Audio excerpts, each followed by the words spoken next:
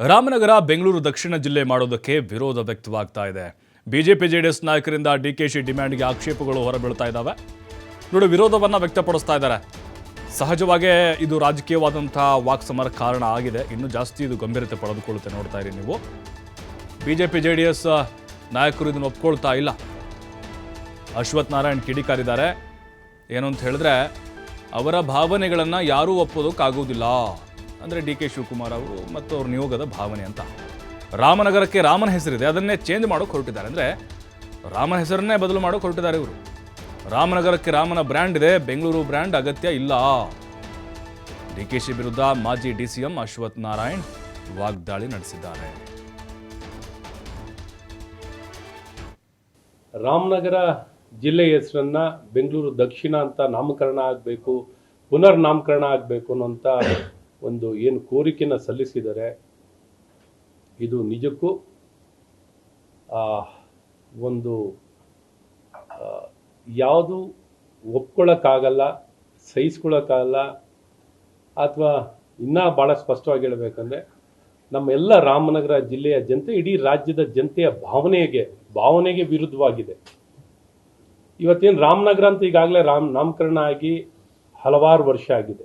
ಇವರ ಒಂದು ಇವತ್ತೇನು ಜಸ್ಟಿಫಿಕೇಶನ್, ಏನು ಕಾರಣಗಳು ಕೊಡ್ತಾ ಇದ್ದಾರೆ, ರಿಯಲ್ ಎಸ್ಟೇಟ್ ಹಣ ಜಾಸ್ತಿ ಆಗುತ್ತೆ, ಹಣ ಬೆಲೆ ಜಾಸ್ತಿ ಆಗುತ್ತೆ ಅನ್ನೋವಂಥದ್ದನ್ನ ಕಾರಣ ಕೊಡ್ತಾ ಇದ್ದಾರೆ. ಇದು ಯಾವ್ದಾರ ಕಾರಣನ, ಒಬ್ಬ ಆಡಳಿತಗಾರ ಕೊಡೋಂಥ ಕಾರಣನ, ಯಾವ ಒಂದು ರಾಮನಗರ ಜಿಲ್ಲೆಗೆ ಏನನ್ನೂ ಅಭಿವೃದ್ಧಿಯನ್ನು ಮಾಡದೆ, ರಾಮನಗರಕ್ಕೆ ಒಂದು ಮೆಡಿಕಲ್ ಕಾಲೇಜ್ನು ಕೊಟ್ಟಿದ್ದನ್ನು ಕಳ್ತನ ಮಾಡಿ ಎತ್ಕೊಂಡು ಹೋಗ್ಲಿಕ್ಕೆ ರೆಡಿ ಇದ್ದಂಥ ವ್ಯಕ್ತಿ. ಅಂದರೆ ಅದನ್ನು ಎತ್ಕೊಂಡು ಬೇರೆ ಕಡೆ ವರ್ಗೀಕರಣ ಮಾಡಲಿಕ್ಕೆ, ಕನಕಪುರಕ್ಕೆ ತೊಗೊಂಡೋಗೋಕ್ಕೆ ರೆಡಿಯಾಗಿದ್ದಂಥ ವ್ಯಕ್ತಿ. ಇವತ್ತು ಇವರೆಲ್ಲ ಒಂದು ಕಡೆ ರಾಜಕೀಯವಾಗಿ ಏನು ಕೆಲಸ ಮಾಡಿದೆ, ಬರೀ ಹೆಸರು ಬದಲಾಯಿಸಲೇ ನಾನು ಆಟ ಆಡ್ತೀನಿ, ಏನು ಅಲ್ಲಿ ಜಮೀನುಗಳು ನೂರಾರು ಸಾವಿರಾರು ಎಕರೆ ಜಮೀನುಗಳನ್ನ ಇಟ್ಕೊಂಡು ಒಂದು ಕಡೆ ಹಣದ ಲಾಭ, ಇನ್ನೊಂದು ಕಡೆ ದೊಡ್ಡ ಸಾಧನೆ ಮಾಡಿದವರಾಗೆ ನಾಮಕರಣ ಮಾಡೋದೇ ದೊಡ್ಡ ಸಾಧನೆ ಇವ್ರದ್ದು. ಏನು ಇವ್ರೇನು ಜನಪರವಾಗಿ ಜನರ ಭಾವನೆಯನ್ನು ಗೌರವಿಸುವಂಥ ಕೆಲಸಗಳು ಇವ್ರೇನು ಮಾಡಲ್ಲ. ಇವರೇನು ಅಂದರೆ, ಯಾರು ಬೇಕಾದ್ರೂ ಅಪ್ಪನ ಹೆಸರನ್ನು ಬದಲಾಯಿಸ್ಕೋತೀವಿ, ದುಡ್ಡು ಜಾಸ್ತಿ ಸಿಗುತ್ತೆ ಅಂದರೆ ಅಪ್ಪನ ಹೆಸರು ಬದಲಾಯಿಸ್ಕೋತೀವಿ ಅಂದಂಗೆ ಆಯ್ತದೆ.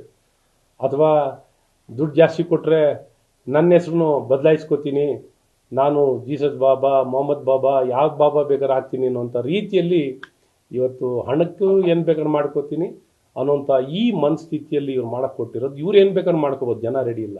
ಇವರಿಗೆ ಸನ್ಮಾನ್ಯ ಶಿವಕುಮಾರ್ ಅವರಿಗೆ ಹಣ ಬಿಟ್ಟರೆ ಬೇರೇನು ಕಾಣಲ್ಲ. ಹಣ ತುಷ್ಟೀಕರಣ, ಕಂಡಲ್ಲಿ ಎಲ್ಲಿ ನೋಡ್ರು ಭ್ರಷ್ಟಾಚಾರ. ನೀವು ಭ್ರಷ್ಟಾಚಾರ ಬಿಟ್ಟರೆ ಬೇರೆ ಏನು ಬರೋಲ್ಲ ನಿಮಗೆ. ಇವತ್ತು ಎಲ್ಲ ರೀತಿ ಇವತ್ತು ಒಂದು ದಿಕ್ಕು ತಪ್ಪಿಸ್ಬೇಕು, ಇವತ್ತು ಇಶ್ಯೂನ ಡೈವರ್ಟ್ ಮಾಡಬೇಕು ಅನ್ನೋಂಥ ಇವತ್ತೇನು ಇಡೀ ರಾಜ್ಯ ಸರ್ಕಾರಕ್ಕೆ ಇವಾಗ ಸದನ ಬರ್ತಿದೆ, ಮತ್ತು ಇವತ್ತೆಲ್ಲ ಇಡೀ ನಾಡಿನಲ್ಲಿ ಇವತ್ತು ಭ್ರಷ್ಟಾಚಾರ ಎತ್ಕಾಣ್ತಿದೆ. ಇಶ್ಯೂ ಡೈವರ್ಟ್ ಮಾಡಲಿಕ್ಕೆ ಅದು ಆಯಿತು, ದರ್ಶನದನ್ನೇ ಓಡಿಸ್ಕೊಂಡಿದ್ದಾಯಿತು. ಈಗ ಇನ್ನೊಂದು ಈ ರಾಮನಗರದಲ್ಲಿ ಹೆಸರು ಬದಲಾಯಿಸಿ ಜನನ ದಿಕ್ಕು ತಪ್ಪಿಸ್ಬೇಕು ಅನ್ನೋಂಥ ಪ್ರಯತ್ನ ಮಾಡ್ತಿದ್ದಾರೆ. ಇದು ಯಾವುದು ದಿಕ್ಕು ತಪ್ಪಲ್ಲ, ನೀವು ಮಾಡಿರೋ ಎಲ್ಲದನ್ನೂ ಹಿಡ್ಕೋತೀವಿ. ರಾಮನಗರ ಹೆಸರು ಬದಲಾಯಿಸಲಿಕ್ಕೆ ಖಂಡಿತ ರಾಮನಗರ ಜಿಲ್ಲೆ ಮತ್ತು ಇಡೀ ಕರ್ನಾಟಕದ ಜನ, ಇಡೀ ಭಾರತದ ಜನನೂ ಇದಕ್ಕೆ ಒಪ್ಪಲ್ಲ. ಇಡೀ ಕಾಂಗ್ರೆಸ್ ಪಕ್ಷವನ್ನು ಇದಕ್ಕೆ ಹೊಣೆಗಾರನಾಗಿ ಮಾಡಿ ನಾವು ಇರೋದು ಸಂಪೂರ್ಣವಾಗಿ ತಡೆಯೋಕ್ಕೆ, ಇರೋವಂಥ ಹೆಸರು ಉಳಿಸ್ಕೊಳ್ಳೋಕ್ಕೆ ನಾವು ಸರ್ವ ಪ್ರಯತ್ನವನ್ನು ಮಾಡ್ತೀವಿ. ಇವತ್ತು ರಾಮನಗರ ಜಿಲ್ಲೆಯಲ್ಲೂ ಇವತ್ತು ಸಂಪೂರ್ಣ ಪ್ರತಿಭಟಿಸಲಿಕ್ಕೆ ರೆಡಿಯಾಗಿದ್ದಾರೆ.